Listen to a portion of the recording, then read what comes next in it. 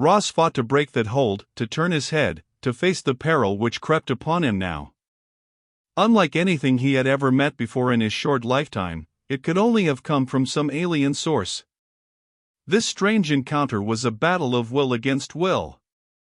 The same rebellion against authority which had ruled his boyhood, which had pushed him into the orbit of the project, stiffened him to meet this attack. He was going to turn his head, he was going to see who stood there. He was. Inch by inch, Ross's head came around, though sweat stung his seared and bitten flesh, and every breath was an effort. He caught a half glimpse of the beach behind the rocks, and the stretch of sand was empty. Overhead the birds were gone, as if they had never existed. Or, as if they had been swept away by some impatient fighter, who wanted no distractions from the purpose at hand. Having successfully turned his head, Ross decided to turn his body. His left hand went out, slowly, as if it moved some great weight. His palm gritted painfully on the rock, and he savored that pain, for it pierced through the dead blanket of compulsion that was being used against him. Deliberately he ground his blistered skin against the stone, concentrating on the sharp torment in his hand as the agony shot up his arm. While he focused his attention on the physical pain, he could feel the pressure against him weaken. Summoning all his strength, Ross swung around in a movement which was only a shadow of his former feline grace. The beach was still empty, except for the piles of driftwood, the rocks, and the other things he had originally found there. Yet he knew that something was waiting to pounce. Having discovered that for him pain was a defense weapon, he had that one resource. If they took him, it would be after besting him in a fight. Even as he made this decision, Ross was conscious of a curious weakening of the force bent upon him. It was as if his opponents had been surprised, either at his simple actions of the past few seconds or at his determination. Ross leaped upon that surprise, adding it to his stock of unseen weapons. He leaned forward, still grinding his torn hand against the rock as a steadying influence, took up a length of dried wood, and thrust its end into the fire. Having once used fire to save himself, he was ready and willing to do it again, although at the same time, another part of him shrank from what he intended. Holding his improvised torch breast high, Ross stared across it, searching the land for the faintest sign of his enemies. In spite of the fire and the light he held before him, the dusk prevented him from seeing too far. Behind him the crash of the surf could have covered the noise of a marching army. "Come and get me." He whirled his brand into bursting life and then hurled it straight into the drift among the dunes. He was grabbing for a second brand almost before the blazing head of the first had fallen into the twisted, bleached roots of a dead tree. He stood tense, a second torch now kindled in his hand. The sharp vice of another's wool which had nipped him so tightly a moment ago was easing, slowly disappearing as water might trickle away. Yet he could not believe that this small act of defiance had so daunted his unseen opponent as to make him give up the struggle this easily. It was more likely the pause of a wrestler seeking for a deadlier grip. The brand in his hand, Ross's second line of defense, was a weapon he was loath to use, but would use if he were forced to it. He kept his hand mercilessly flat against the rock as a reminder and a spur. Fire twisted and crackled among the driftwood where the first torch had lodged, providing a flickering light yards from where he stood. He was grateful for it in the gloom of the gathering storm. If they would only come to open war before the rain struck. Ross sheltered his torch with his body as spray, driven inward from the sea, spattered his shoulders and his back. If it rained, he would lose what small advantage the fire gave him, but then he would find some other way to meet them.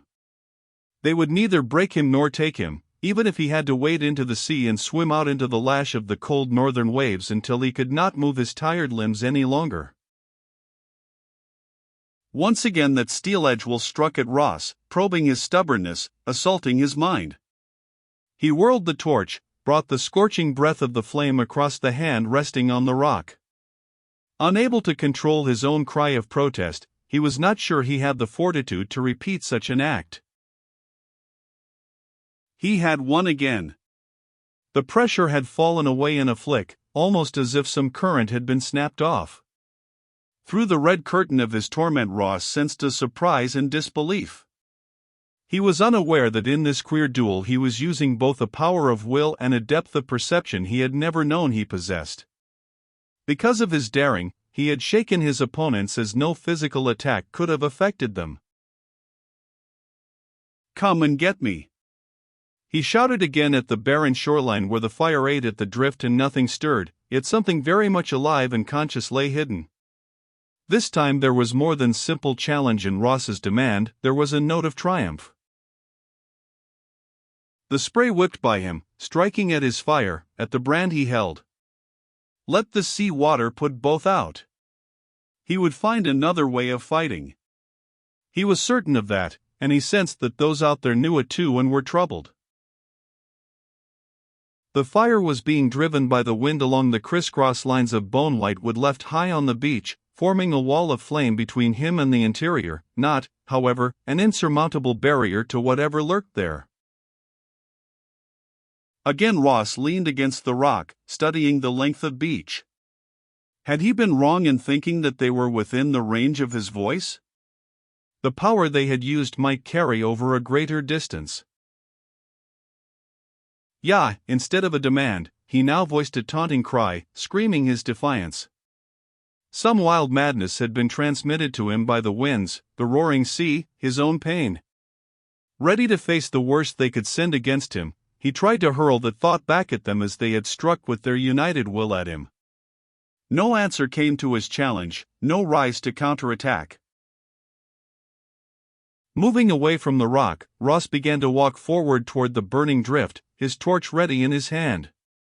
"I am here," he shouted into the wind. "Come out, face me." It was then that he saw those who had tracked him.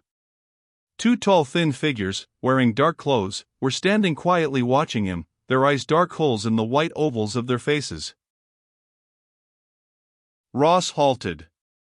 Though they were separated by yards of sand and rock and a burning barrier, he could feel the force they wielded. The nature of that force had changed, however. Once it had struck with a vigorous spear point, now it formed a shield of protection. Ross could not break through that shield, and they dared not drop it. A stalemate existed between them in this strange battle, the like of which Ross's world had not known before. He watched those expressionless white faces, trying to find some reply to the deadlock. There flashed into his mind the certainty that while he lived and moved, and they lived and moved, this struggle, this unending pursuit, would continue. For some mysterious reason they wanted to have him under their control, but that was never going to happen if they all had to remain here on this strip of water-washed sand until they starved to death.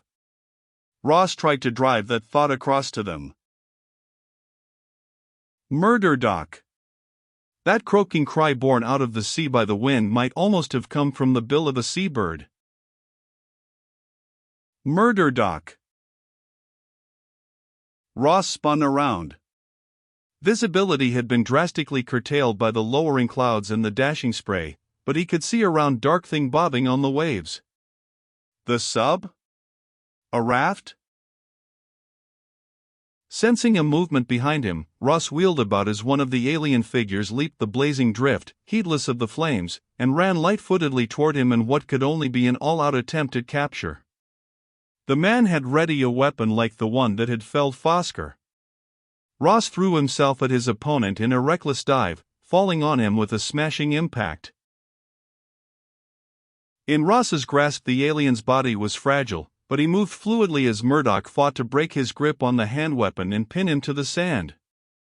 Ross was too intent upon his own part of the struggle to heed the sounds of a shot over his head and a thin, wailing cry. He slammed his opponent's hand against a stone, and the white face, inches away from his own, twisted silently with pain. Fumbling for a better hold, Ross was sent rolling. He came down on his left hand with a force which brought tears to his eyes and stopped him just long enough for the other to regain his feet. The blue-suited man sprinted back to the body of his fellow where it lay by the drift. He slung his unconscious comrade over the barrier with more ease than Ross would have believed possible and vaulted the barrier after him. Ross, half crouched on the sand, felt unusually light and empty. The strange tie which had drawn and held him to the strangers had been broken. Murdoch. A rubber raft rode in on the waves, 2 men aboard it. Ross got up, pulling at the studs of his suit with his right hand. He could believe in what he saw now. The sub had not left, after all. The 2 men running toward him through the dusk were of his own kind. Murdoch. It did not seem at all strange that Calgary's reached him first. Ross, caught up in this dream, appealed to the Major for aid with the studs. If the strangers from the ship did trace him by the suit, they were not going to follow the sub back to the post and serve the project as they had the Reds. Got to get this off, he pulled the words out one by one, tugging frantically at the stubborn studs. They can trace this and follow us. Calgary's needed no better explanation. Ripping loose the fastenings, he pulled the clinging fabric from Ross, sending him reeling with pain as he pulled the left sleeve down the younger man's arm. The wind and spray were ice on his body as they dragged him down to the raft, bundling him aboard. He did not at all remember their arrival on board the sub. He was lying in the vibrating heart of the undersea ship when he opened his eyes to see Calgary's regarding him intently. Ash, a coat of bandage about his shoulder and chest, lay on a neighboring bunk. McNeil stood watching a medical corpsman lay out supplies. "He needs a shot," the medic was saying as Ross blinked at the Major. "You left the suit back there?" Ross demanded. "We did. What's this about them tracing you by it? Who was tracing you?" "Men from the spaceship. That's the only way they could have trailed me down the river." He was finding it difficult to talk, and the protesting medic kept waving a needle in his direction, but somehow in bursts of half-finished sentences Ross got out his story: Fosker's death, his own escape from the chief's funeral pyre, and the weird duel of wills back on the beach. Even as he poured it out he thought how unlikely most of it must sound. Yet Calgary's appeared to accept every word, and there was no expression of disbelief on Ash's face. "So that's how you got those burns," said the Major slowly when Ross had finished his story.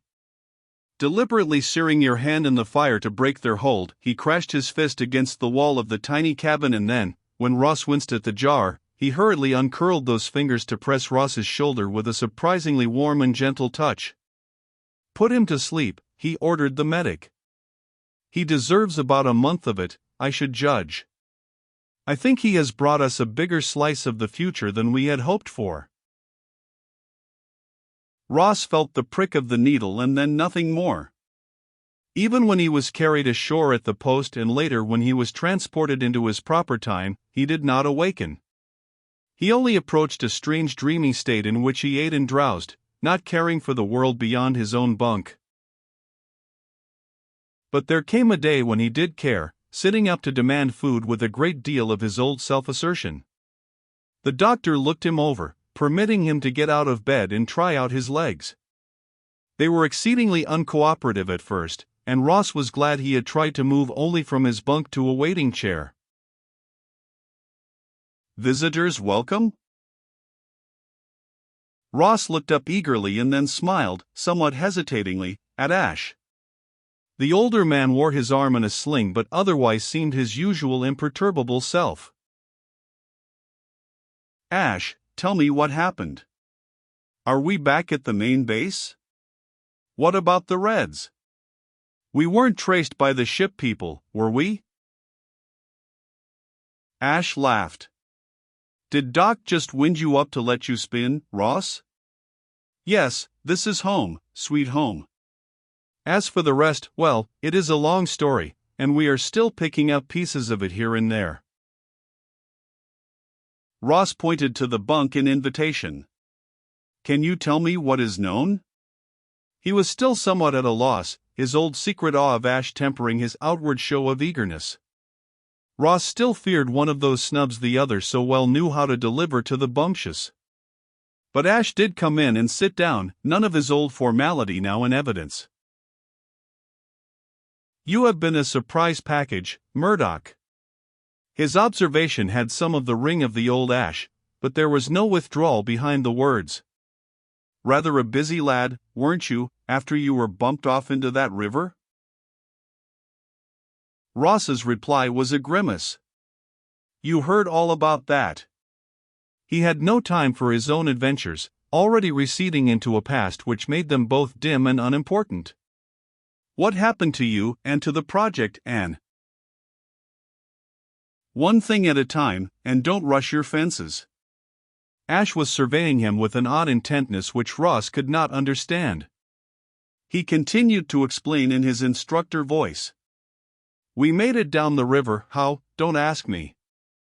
That was something of a project in itself, he laughed. The raft came apart piece by piece, and we waited most of the last couple of miles, I think. I'm none too clear on the details, you'll have to get those out of McNeil, who was still among those present then. Other than that, we cannot compete with your adventures. We built a signal fire and sat by it toasting our shins for a few days, until the sub came to collect us. And took you off. Ross experienced a fleeting return of that hollow feeling he had known on the shore when the still warm coals of the signal fire had told him the story of his too late arrival. And took us off. But Calgary's agreed to spin out our waiting period for another 24 hours, in case you did manage to survive that toss you took into the river. Then we sighted your spectacular display of fireworks on the beach, and the rest was easy. The ship people didn't trace us back to post? Not that we know of. Anyway, we've closed down the post on that time level. You might be interested in a very peculiar tale our modern agents have picked up, floating over and under the Iron Curtain. A blast went off in the Baltic region of this time, wiping some installation clean off the map. The Reds have kept quiet as to the nature of the explosion and the exact place where it occurred. The aliens followed them all the way up to this time. Ross half rose from the chair, but why? And why did they trail me? That we can only guess. But I don't believe that they were moved by any private vengeance for the looting of their derelict. There is some more imperative reason why they don't want us to find or use anything from one of their cargoes. But they were in power thousands of years ago. Maybe they and their worlds are gone now. Why should things we do today matter to them? Well, it does matter, and in some very important way. And we have to learn that reason. How? Ross looked down at his left hand, encased in a mitten of bandage under which he very gingerly tried to stretch a finger. Maybe he should have been eager to welcome another meeting with the ship people, but if he were truly honest, he had to admit that he did not. He glanced up, sure that Ash had read all that hesitation and scorned him for it. But there was no sign that his discomfiture had been noticed. By doing some looting of our own, Ash answered. Those tapes we brought back are going to be a big help. More than one derelict was located. We were right in our surmise that the Reds first discovered the remains of one in Siberia, but it was in no condition to be explored. They already had the basic idea of the time traveler, so they applied it to the hunting down of other ships, with several way stops to throw people like us off the scent. So they found an intact ship, and also several others. At least 3 are on this side of the Atlantic where they couldn't get at them very well. Those we can deal with now. Won't the aliens be waiting for us to try that? As far as we can discover, they don't know where any of these ships crashed. Either there were no survivors, or passengers and crew took off in lifeboats while they were still in space. They might never have known of the Reds' activities if you hadn't triggered that communicator on the derelict. Ross was reduced to a small boy who badly needed an alibi for some piece of juvenile mischief. "I didn't mean to." That excuse sounded so feeble that he was surprised into a laugh, only to see Ash grinning back at him. Seeing as how your action also put a very effective spike in the opposition's wheel, you are freely forgiven. Anyway, you have also provided us with a pretty good idea of what we may be up against with the aliens, and we'll be prepared for that next time. Then there will be a next time? We are calling in all-time agents, concentrating our forces in the right period. Yes, there will be a next time. We have to learn just what they are trying so hard to protect. What do you think it is? Space. Ash spoke the word softly as if he relished the promise it held. Space? That ship you explored was a derelict from a galactic fleet, but it was a ship and it used the principle of spaceflight. Do you understand now? In these lost ships lies the secret which will make us free of all the stars. We must claim it. Can we? Can we? Ash was laughing at Ross again with his eyes, though his face remained sober. Then you still want to be counted in on this game?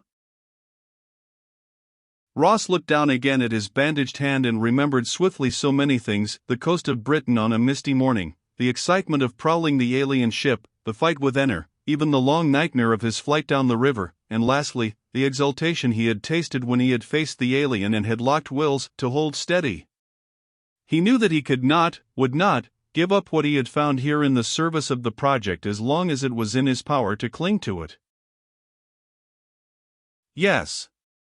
It was a very simple answer, but when his eyes met Ash's, Ross knew that it would serve better than any solemn oath.